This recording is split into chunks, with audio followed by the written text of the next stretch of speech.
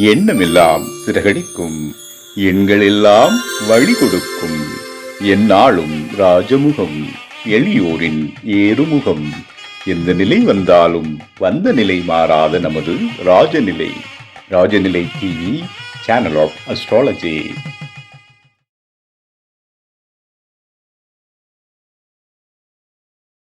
வணக்கம், நான் சரவணன் சோமசுந்தரம், பேலன்ஸ் சேரின் ஆசிரியர். ஓம் காலகால ஈஸ்வராய நமக. பிரபஞ்ச சக்திக்கு நன்றிகள். இன்றைய நம்மளுடைய ஜோதிட பதிவில் நம்ம சொல்லக்கூடிய மிக முக்கியமான விஷயம் திருமணம் சார்ந்த ஒரு விஷயத்தை பற்றி தான் நம்ம பேச போகிறோம். நிறைய பேருக்கு டவுட் இருக்கும், ஏன் நம்மளுக்கு தொடர்ந்து திருமணம் தாமதமாகுது, அதே நேரத்தில் ஏன் திருமணம் 2 திருமணம் நடக்குது, 3 திருமணம் நடக்குது அப்படிங்கிற விஷயங்கள், திருமண முறிவு ஏன் வருது அப்படிங்கிற ஒரு விளக்கத்தை தான் இந்த பதிவில் நம்ம பார்க்க போகிறோம். திருமணம் அப்படின்னாலே நம்ம எல்லாரும் 7ஆம் பாவத்தை மட்டுமே எடுத்துக்கிட்டு இருப்போம். அப்படி கிடையாது. ஆக்சுவலாக திரிகோண விதிகள் தான் எல்லா இடத்துலையும் அப்ளை பண்ணணும். நம்ம பேசிக்கில் சொல்லப்பட்ட விதிகளே அப்படின்னா திரிகோண விதிகளை அப்ளை பண்ணுங்கிறத சொல்லியிருக்கிறாங்க. நம்ம தான் 7ஆம் பாவத்தை மட்டுமே நம்ம திருமணம் அப்படின்னு எடுத்துகிட்டு இருக்கோம். 3, 7, 11 இந்த பாவங்கள் அனைத்துமே திருமண பாவங்கள் தான். இதுக்கு பேரே காம திரிகோணங்கள் அப்படின்னு பேரு. காமம் திரிகோணம் என்ன அர்த்தம்? நீங்க ஆசைப்படக்கூடிய அத்தனை விஷயங்களும் அடையக்கூடிய இடம் தான் இந்த காம திரிகோணங்கள். அது காமம் அப்படின்னா நம்ம ஒன்லி செக்ஸுவல் லைஃப்பை மட்டும் பேசுவோம், அந்த மாதிரி கிடையாது. இது என்னன்னா நம்ம ஆசைப்படக்கூடிய விஷயங்கள் அர்த்தம். அதுல இந்த திருமணமும் ஒன்று. நிறைய விஷயங்கள் இருக்கு, உங்களோட அச்சீவ்மெண்ட்ஸ் முதற்கொண்டுமே அதுல தான் இருக்கு. இருந்தாலுமே இந்த திருமணம் அப்படிங்கிற விஷயத்துக்கு நம்ம இன்னைக்கு முக்கியத்துவம் கொடுத்து பேச போறோம்.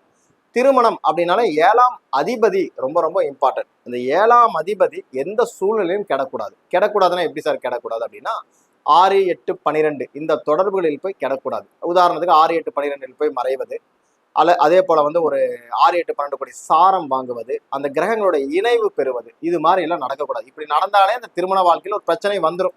அதனாலதான் இன்னைக்கு 70% ஜாதகங்கள் பாத்தீங்கன்னா நிறைய பிரச்சனைகளோட கல்யாணமான உடனே சண்டைகள் எல்லாம் வருது. இதனாலதான் இப்ப இந்த திருமணம் 6, 8, 12 மட்டும் மறைஞ்சா மட்டும் கெடுதல் பண்ணிடுமா, நல்லது பண்ற ஜாதகங்கள் இருக்கு இல்லையா, அந்த மாதிரி. இப்ப 6, 8, 12 மறைஞ்சிருச்சு. இதன் பிறகு அடுத்த நிலைகள் என்னன்னு கேட்டீங்கன்னா வக்ரம் பெறுவது. 7ஆம் அதிபதி எக்காரணத்தோடு வக்ரம் பெறக்கூடாது. வக்ரம் என்பது 2 நிலைகளை சொல்லக்கூடிய இடம். அந்த 2 நிலைகளை என்னன்னா கிடைக்கும், இன்னொன்னு கிடைக்காது அப்படிங்கிற 2 நிலைகளை சொல்லும். அப்ப திருமணம் நடந்தால் பிரச்சனை, நடக்கலைன்னா அது ஒரு பிரச்சனை அப்படிங்கிற மாதிரி இது பண்ணும். வக்ரம் என்பது 2 நிலைகள் அப்படின்னு நம்ம மைண்ட்ல வச்சுக்கோங்க. அதே போல நீசம் அடைவது. நீசம் அப்படின்னா அந்த காரகத்துவம் கெட்டு போச்சு. நீசம்னா இல்லை என்ற ஒரு பொருளும் அதுக்குள்ள அடக்கம். நீசம் அடைந்த அத்தனை பேருக்கு திருமணம் இல்லைன்னு சொல்லக்கூடாது. அதுல ஒரு திருமணம் சார்ந்த ஒரு இடத்துல ஒரு பிரிவினை இருக்கு, திருமணம் சார்ந்த இடத்துல ஒரு மைனஸ் இருக்கு அப்படின்னு நம்ம புரிஞ்சுக்கணும். அதுதான் அதுல இருக்கக்கூடிய இம்பார்ட்டன்ட். அப்போ வக்ரம், ராகு, அது இன்னொன்று இம்பார்ட்டன்டான விஷயம்னா ராகு கேது சாரம் பெறுவது ஆகாது. ராகு கேது சாரம் ஏன் பெறக்கூடாதுங்கிறத நான் விளக்கமா சொல்றேன். திருமணத்துல இந்த 4 நிலைகளை நீங்கள் கண்டிப்பா செக் பண்ணணும். 7ஆம் அதிபதி நிலை ரொம்ப செக் பண்ணணும். 6, 8, 12 மறையக்கூடாது, ராகு கேது சாரங்கள் பெறக்கூடாது, அதே போல பாத்தீங்கன்னா நீசம் அடையக்கூடாது, வக்ரம் அடையக்கூடாது. இது எக்ஸ்ட்ரா ஒரு விஷயம் என்னன்னு கேட்டீங்கன்னா இந்த 3, 7, 11 போய் இந்த கிரகங்கள் அமர்ந்து விடக்கூடாது. அது ஒரு இம்பார்ட்டன்ட். 3, 7, 11 அமர்ந்தா நல்ல பாவம் தானே சார்? கண்டிப்பா நல்ல பாவம் தான், ஆனால் அதீத ஆசைகளையும் கொடுத்துரும். 3, 7, 11 என்பது காமத்திரிகோணங்கள், ஆசைப்படுவதுன்னு அர்த்தம். ஒன்றுக்கு மேற்பட்ட ஆசைகளை தூண்டக்கூடிய இடம் 3, 7, 11. அப்ப அந்த 7ஆம் அதிபதி 3, 7, 11 போய் அமர்ந்துடக்கூடாது. 3, 7, 11 அதிபதியுடன் இணைந்தும் அமரக்கூடாது, பார்வையில் இருக்கக்கூடாது. இந்த விதிகள் எல்லாம் ஞாபகம் வச்சுக்கோங்க. திருமண விதிகள் எங்கெல்லாம் பால்படுதுன்னா இதோட கான்செப்ட்ல தான். ஃபர்ஸ்ட் ஆஃப் ஆல் 7ஆம் அதிபதி வக்ரம், நீசம், ராகு கேது சாரம், அதே போல பாத்தீங்கன்னா 6, 8, 12 மறைந்தால் திருமண வாழ்க்கையில் ஒரு பிரிவினை உண்டு, பிரச்சனைகள் உண்டு. ஒண்ணு திருமண தடை. திருமண தடை அப்படிங்கிறதுல சும்மா, அதாவது திசாபதிகளை வச்சு நம்ம முடிவு பண்றதா கல்யாணம் ஆகுமா ஆகாதுங்கிறது. அதை தாண்டி அடுத்த விஷயம் பாத்தீங்கன்னா திருமணமானவன பிரிஞ்சு போறது, கணவன் மனைவி வெவ்வேறு ஊர்களில் வேலை பார்க்கறது, பிரச்சனையாய் பிரிவினை ஆகிறது, டைவர்ஸ் ஆகிறது, ஒன்று இருக்கும்போது இன்னொரு எக்ஸ்ட்ரா அஃபையர்ஸ் வர்றது. எதனால அப்படிங்கிறத இந்த வீடியோவில் சொல்ல போறோம்.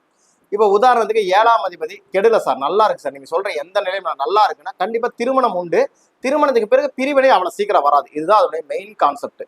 இப்போ சார் ஹஸ்பண்ட் ஆர் ஒய்ஃப் நல்லா தான் இருக்காங்க சார், பட் ஆனால் 2வது திருமணம் அவங்க பண்றாங்க சார், அவர் 2வது ஒரு திருமணம் ஆயிடுச்சு, நான் பிரிஞ்சு வந்துட்டேன் அப்படின்னு சில பேர் வருவாங்க. இது ஏன் வராங்கன்னா அந்த 7ஆவது கெடவே இல்லை, நீங்க சொல்ற எந்த நிலையிலும் இல்லைன்னா நான் சொல்ற இந்த எக்ஸ்ட்ரா நிலையில இருக்கும் பாருங்க. 3, 7, 11 போய் அமரக்கூடாது.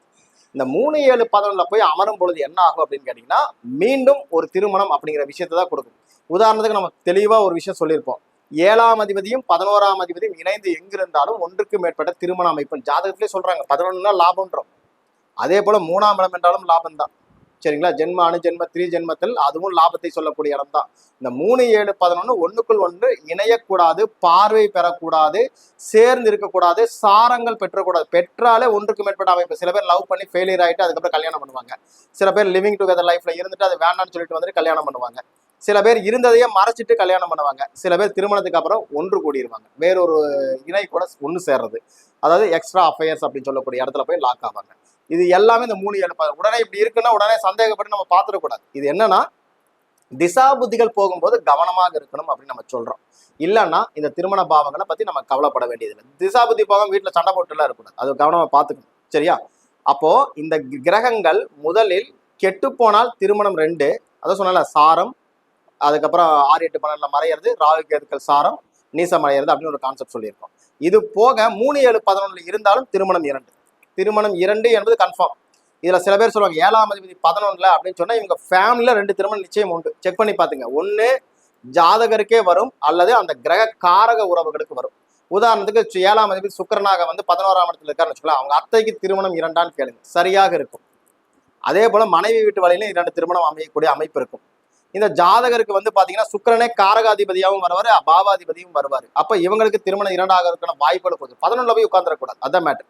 3ஆம் இடத்துலயும் போய் இருந்தக்கூடாது. அளவுக்கு அதிகமான காதல் வயப்பட்டு கொண்டே இருப்பாரு. அதான் 3ஆம் இடம் என்பது என்ன சொல்றோம், 5 காதல், 11 அதனுடைய லாபஸ்தானம். அதே போல 3ஆம் இடம் என்பது காதல் வயப்படுதல் அர்த்தம். லவ்னா 5ஆம் இடம் தான் சொல்லுவாங்க, வயப்படுதல் அதை வந்து ஒரு ப்ராசஸா கொண்டு போறது 3ஆம் இடம். அப்ப இந்த மாதிரி போய் அந்த கிரகங்கள் அமர்ந்துடக்கூடாது. அப்ப இதுல ரொம்ப இம்பார்ட்டன்டா பார்க்கணும். சரி சார், இப்ப இந்த மாதிரி இருக்கு, என்ன பண்ணலாம் அப்படின்னு கேட்டீங்கன்னா, அந்த 7ஆம் அதிபதி வக்ரம், நீசம், ராகு கேதுக்கள் சாரம் 6, 8, 12 மறைந்து இந்த 3, 7, 11 தொடர்பு வந்தால் திருமணம் 2. திருமணம் கண்டிப்பா 2 ஆயிடும். சரிங்களா? ஒரு திருமணம் கெட்டு இன்னொரு திருமணம் ஆகலாம், ஏற்கனவே ஆனதை மறைச்சிருக்கலாம், அல்லது வந்து திருமணத்துக்கு பிறகு ஒரு அஃபேர்ஸ் வரலாம். இது கண்டிப்பா இந்த ஜாதக அமைப்புகளை வந்துடும். ரொம்ப ஜாக்கிரதையா கையாள வேண்டியது. அதனாலதான் இன்றைக்கு வந்து பாத்தீங்கன்னா ஜாதகங்கள் நிறைய இடத்துல ஃபெயிலியர் ஆயிட்டு இருக்கு. இதே வந்து 7ஆம் அதிபதி சில பேருக்கு 5ஆம் இடத்துல இருக்கு பாருங்க. இந்த 7, 11 கூட திருமணத்தோடு நிறுத்திக்கு. இந்த 7, 5 எல்லாம் வரும்போது ரொம்ப கவனமா இருக்கணும். 7ஆம் இடத்துக்கு அது 11ஆம் இடம், இவருக்கு தான் 5ஆம் இடம். 7ஆம் இடத்துக்கு அது 11ஆம் இடம். சரிங்களா? இந்த 7, 11, 7, 5 இதோடைய கனெக்டிவிட்டிஸ் எல்லாம் இவங்க பூர்வீகத்திலே 2 திருமணங்கிற சொல்லும். 5ஆம் இடம் என்பது பூர்வீகம். அப்ப 7, 5 கனெக்ஷன் ஆகி அதை 11ஆம் அதிபதி பார்வை விழுந்தாலும், இல்ல 3ஆம் அதிபதி பார்வை இருந்தாலும், அல்லது சேர்ந்து இருந்தாலும் திருமணம் 2. இது யாருக்கு இருக்குன்னா 5ஆம் இடம் என்று சொல்லக்கூடிய தாத்தா பாட்டிக்கு இருக்கலாம், அல்லது அவங்க மாமாவுக்கு இருக்கலாம், அல்லது ஜாதகருக்கே வரும். ஃபியூச்சர்ல அவங்க குழந்தைகளுக்கான வாய்ப்புகளாகவும் இருக்கும். இது யாருக்கு என்பது அங்க இருக்கக்கூடிய கிரக நிலைகளை வச்சு முடிவு பண்ணணும். இப்ப புதன் பார்த்துட்டு இருக்காங்க, தாய்மாமனுக்கு உறவு 2ஆன்னு கேளுங்க, சரியாக இருக்கும். இல்ல சூரியன் சம்பந்தப்பட்டிருக்கு, அப்பாவுக்கு 2 திருமணமா அப்படின்னு கேளுங்க, அதுவும் சரியாக இருக்கும். இல்ல ராகு கேது கூட இணைந்து அந்த இடத்துல இருக்காருன்னு வச்சுக்கோங்க. இப்ப ராகு கேது சாரத்துல அந்த 7ஆம் அதிபதி உட்கார்ந்து 5ல இருக்காரு அப்படி வச்சுக்கோ, ஏதோ ஒரு லக்னத்துக்கு.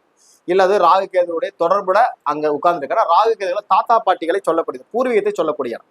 அப்ப அந்த தாத்தா பாட்டி வகையால 2வது திருமணம் செஞ்சவங்க யாருன்னு கேட்டீங்கன்னா கரெக்டா இருக்கும். இது யாருக்கு என்பது கிரக நிலைகளை வச்சு நம்ம முடிவு பண்ணிக்கணும். இப்ப யாருக்குமே இல்லைன்னா அந்த 5ஆம் இடத்துல இருக்கிற குழந்தைகளுக்கே பாதிக்கும். சார் உங்க பையனுக்கு 2வது கல்யாணம் அப்படிங்கிறத ஆமான்னு இதோட நிலைகளை பார்க்கணும். அந்த குழந்தையோட ஜாதத்துல எப்படி இருக்குன்னு கேட்டீங்கன்னா 7ஆம் அதிபதி கெட்டு போய் இந்த அமைப்போட உட்கார்ந்துருக்கு. 7ஆம் அதிபதி கெட்டு போயிருச்சுனாலே இந்த அமைப்பு வந்தா திருமணம் 2ங்கிறத எழுதி கையில கொடுத்துருக்கலாம். பொதுவாகவே நம்ம சொல்லுவோம் 7, 5 தொடர்பு 11ஆம் 7, 5 + 11 வந்தாலே திருமணம் 1க்கு மேற்பட்ட அமைப்புங்கிறது தெளிவா பூர்வீகம் எழுதி கையில கொடுக்கலாம்.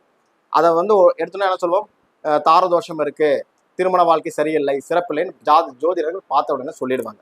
இதைத்தான் நம்ம சொல்றோம். அப்போ திருமணத்தை நீங்க எடுக்கிறன்னா முதல்ல 7ஆம் அதிபதி நிலையை பார்த்துக்குங்க. அதுக்கு நான் ஏற்கனவே சொன்ன மாதிரி நீசம், ராகு கேது சாரம், அதுக்கப்புறம் வந்து 3, 7, 11 தொடர்பு, குறிப்பாக பாதகாதிபதி திதி சூன்யம் சம்பந்தமே படக்கூடாது.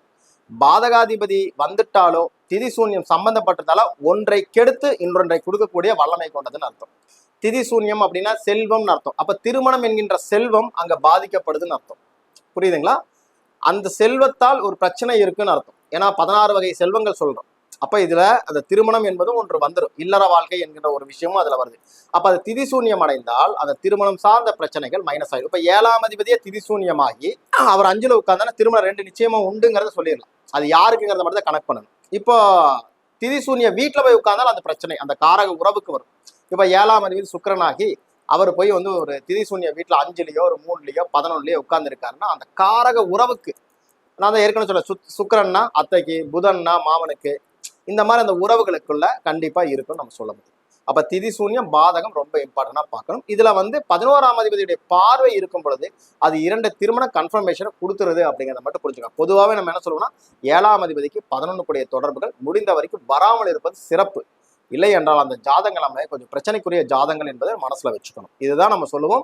இதனுடைய அடிப்படையில தான் சில இடத்துல சொல்லுவோம், கல்யாணம் ஆனதுக்கு அப்புறம் கணவன் மனைவி விட்டு வெளியே போகாதீங்க, மனைவி கணவனை விட்டு வெளியே போகாதீங்க, 2 பேரும் ஒன்னா சேர்ந்துருங்க. அந்த 3, 7, 11 பாவங்கள் இயங்கும் பொழுது இவங்களுக்கான ஒரு உறவு தேவைப்படுது. அப்ப இவங்க ஒண்ணுக்குள்ள ஒன்னா இருக்கணும், இல்லைன்னா குடும்பத்தில் பிரச்சனை வரும், அந்நிய நபர்களை உள்ள சேர்க்காதீங்க. இதெல்லாம் சொல்றது இதோடைய ரீசன்ல தான். நம்ம கிட்ட ஜோதிடம் பார்த்தவங்க நிறைய பேருக்கு தெரியும். அப்ப இதெல்லாம் ஏன் சொல்றோம்னா இதோட கான்செப்டை பேஸ் பண்ணி நம்ம சொல்லக்கூடிய அதை நாங்க புரிஞ்சுக்கணும். புரியுதா? அப்ப திருமணத்துக்கே இவ்வளவு பிரச்சனை இருக்கு. அப்ப பாருங்க, அப்ப வாழ்க்கை எப்படி இருக்குன்னு பாத்துக்கங்க. அப்ப திருமணம் சார்ந்த விஷயங்களுக்கு முடிவெடுக்கும் போது நான் சொன்ன இந்த பிரச்சனைகளை கொஞ்சம் உள்வாங்கி ஜோதிடர்களும் சரி பொதுமக்களும் சரி பார்த்து எடுக்கிறது சிறப்பு. சரி, இப்ப வந்து சார் ராகுவை சொல்லிக்கிட்டே இருந்தீங்க சார், அது என்ன சார் ராகு கேது சாரம் வாங்கினா அது எப்படி சார் 2 அப்படின்னு கேட்டீங்கன்னா, இந்த ராகு கேது எல்லாமே மல்டிபிள் பண்ணக்கூடிய கிரகங்கள். ராகு அப்படின்னா என்ன சொல்ற, விருத்தின்னு அர்த்தம். ராகுனா சந்ததி விருத்திகளை சொல்றது, பரம்பரை விருத்திகளை சொல்வது. ராகு எங்க இருக்கிற அங்க ஒரு விருத்தி உண்டுன்னு சொல்லுது. கேது இருக்கக்கூடிய விருத்தின்னு சொல்ல முடியாது, ஒரு விஷயத்தை கட் பண்ணி விட்டுட்டு இன்னொரு விஷயத்தை கொடுக்கும். அப்போ இந்த ராகு சாரத்துல இருக்கக்கூடிய 7ஆம் அதிபதி ராகு சாரத்துல இருக்கார், காரகாதிபதி ராகு சாரத்துல இருக்காருன்னா அந்த திசா புத்திகள் போகும்போது அது எந்த பாவத்துக்கு அதிபதியாக வருதோ அதெல்லாம் விருத்தி பண்ணிடும். புரியுதுங்களா? அந்த விருத்தி பண்ணி, அந்த விருத்தினா என்ன அர்த்தம், பெருக்குதுன்னு அர்த்தம். அப்ப 7ஆம் அதிபதி ராகு சாரம் பெருக்குமா பெருக்காதா? நம்ம எல்லா இடத்துலயும் என்ன பண்ணுவோம்னா 2-7 ராகு கேதுக்கள் இருக்கா, 1-8 ராகு கேதுக்கள் இருக்கா தான் பாக்குறோம். சார் ராகு கேது தோஷம் இருக்கு சார், இது என்ன சார் மீனிங் அப்படின்னு கேட்கறேன். 7-8 ஏன் இருக்கக்கூடாதுன்னா இதோட கான்செப்ட் பெருக்கம்னு அர்த்தம். அப்போ அதே மாதிரி இருக்கக்கூடிய ஒரு ஆணையோ பெண்ணையோ சேர்க்கணும்னு நம்ம சொல்லிட்டு இருக்கோம். இது வந்து பெண்ணுக்கு இருந்தால் கண்டிப்பா ஆணுக்கு இருக்கணும், ஆணுக்கு இருந்தால் பெண்ணுக்கு இருக்கணும் அவசியம் கிடையாது. பல இடத்துல நம்ம வீடியோக்களை சொல்லியிருக்கோம். இந்த இடத்துல குறிப்பா 7ஆம் இடத்துலயோ ராகு இருந்தால் பெண்ணுக்கோ ஆணுக்கோ யாருக்கு இருந்தாலும் அந்த இடம் பெருக்க போகுதுன்னு அர்த்தம். அப்ப அந்த அதிபதியா போய் ராகு சாரத்துல உட்கார்ந்து இருக்காருன்னா அப்படின்னு என்ன அர்த்தம், திருமணம் பலதரப்பட்ட உறவுகளை கொடுக்கக்கூடிய அமைப்புல இந்த ஜாதகம் இருக்கு, அதற்கு ஏற்றவாறு ஒரு ஜாதகத்தை செலக்ட் பண்ணணும் அப்படின்னு அர்த்தம். அப்ப 7ஆம் அதிபதி ராகு சாரம் வாங்கிட்டாரு, காரகாதிபதி கெட்டு போயிருந்தா திருமணம் 2. இந்த 7ஆம் அதிபதி ராகு சாரம் வாங்கி 11 கூடிய தொடர்போ அல்லது திதி சூன்ய தொடர்போ அல்லது பாதக தொடர்போ வந்துச்சுன்னா திருமணம் 2. அதனால சொல்றேன், இந்த திருமண வாழ்க்கையை கணக்கு பண்ணும்போது ரொம்ப ஜாக்கிரதையா பண்ணணும். சில ஜாதகங்கள் நம்ம பொருத்தம் பார்க்க நம்ம கிட்ட வருவாங்க. நம்ம அந்த பொருத்தத்துல நம்ம என்ன சொல்றோம்னா, சார் இந்த மாதிரி அமைப்பு இருக்கு வேண்டான்னு சொல்லுவோம். இல்ல சார் அந்த ஜோசியர் சொன்னாரு நல்லா இருக்குன்னாரு. ஜோதிடர்கள் கண்டிப்பாக பொருத்தங்களாக வரும்போது நல்லா தான் இருக்கும், கட்ட பொருத்தங்களில் பார்க்கும்போது நல்லா தான் இருக்கும். ஆனால் இந்த விதிகளை மறந்துடக்கூடாது. ஒன்றுக்கு மேற்பட்ட அமைப்பு இருந்தால் ஒன்றுக்கு மேற்பட்ட அமைப்பு இருக்கிற ஒரு ஜாதகத்துடன் இணைப்பதுதான் புத்திசாலித்தனம். ஏன்னா இங்க ஒரு தப்பு நடக்கும்போது இந்த தப்பு இங்க கரெக்டா கண்டுபிடிச்சிருவாங்க. இந்த தப்பு நடக்காதவங்க 2 பேருமே ஈக்குவலைசேஷன் பண்ணுவாங்க. அந்த இடத்துல ஒருத்தருக்கு இருக்கு ஒருத்தருக்கு இல்லைன்னா என்ன ஆகும், அங்கதான் ஈகோயிஸ்ட் வரும். நான் பண்ணாதப்ப அந்த தப்பை நீ எப்படி பண்ற அப்படிங்கிற ஒரு கான்செப்ட் வந்துடும். சரிங்களா? இதனாலதான் நண்பர்கள் வட்டம் அதிகமாயிடும், தேவையில்லாத பிரச்சனைகள் வரும். நம்ம சொல்றோம் இன்னைக்கு பல திருமணங்கள்ல பிரச்சனை வந்து இன்னைக்கு வந்து டைவர்ஸ் வரைக்கும் போறாங்கன்னா இது ஒரு காரணம். இது எல்லாம் இன்னைக்கு இருக்கக்கூடிய நிலைகளை புரிந்து கொள்ளணும். ஏன்னா அந்த காலத்துல வந்து பாத்தீங்கன்னா பெண்கள் வீட்டுக்குள்ள இருந்தாங்க, கூட்டு குடும்பமா இருந்தது. இன்னைக்கு எல்லாமே தனி குடித்தனம். அப்ப இதை விரிவாக பேசும் பொழுது சில விஷயங்களை தவிர்க்க முடியாத ஆகிறது. அதனால வந்து அந்த விஷயங்கள் என்னன்னு புரிஞ்சுட்டீங்கன்னா இந்த திருமண வாழ்க்கை ஏன் பாதிப்படையுது உங்களுக்கே தெரியும். ஸோ நான் சொல்லக்கூடிய இந்த செயல்பாடுகளை பாருங்க. பலதரப்பட்ட திருமணம் ஏன் உங்க ஜாதகத்துல வந்தது, நான் 2 திருமணம் பண்ணியிருக்கேன் எதனால வந்தது, நான் 3 திருமணம் பண்ணி எனக்கு நிலைக்கல ஏன் வந்தது, இதெல்லாம் இதோட கான்செப்ட் தான். நம்ம எல்லாமே சொல்லுவோம், கோணத்துல ஒரு கிரகம் இருந்தா நல்லது, கேந்திரத்துல ஒரு கிரகம் இருந்தா நல்லது நம்ம சொல்லுவோம். 7ஆம் அதிபதிக்கு தான் நம்ம சொல்றோம் 3, 7, 11 தொடர்பு ஆகாது, விருத்தின்னு அர்த்தம். 5ஆம் இடத்துல போய் உட்காரக்கூடாது, அது கோணத்துல இருந்து அந்த சிறப்பை தருது. 7க்கு 11ஆம் இடம் வேலை செய்யுது, உங்க லக்னத்துக்கு 5ஆம் இடம் வேலை செய்யுது. உங்களுக்கு 11 வேலை செஞ்சாலும் 7ஆம் இடத்துக்கு 11 வேலை செஞ்சாலும் பிரச்சனை தான். அது ஒன்றுக்கு மேற்பட்ட அமைப்பு என்பதை புரிந்து கொள்ள வேண்டும். புரிஞ்சிருக்குன்னு நினைக்கிறேன். இதை பத்தி இன்னும் விரிவா நிறைய விஷயங்கள் பேசலாம். அடுத்த காலகட்டங்கள்ல நம்ம தொடர்ந்து வரும்பொழுது இந்த திருமணம் சார்ந்த விஷயங்களை இன்னும் விரிவாக நான் தரக்கும் ரெடியா இருக்கிறேன். நன்றி, வணக்கம்.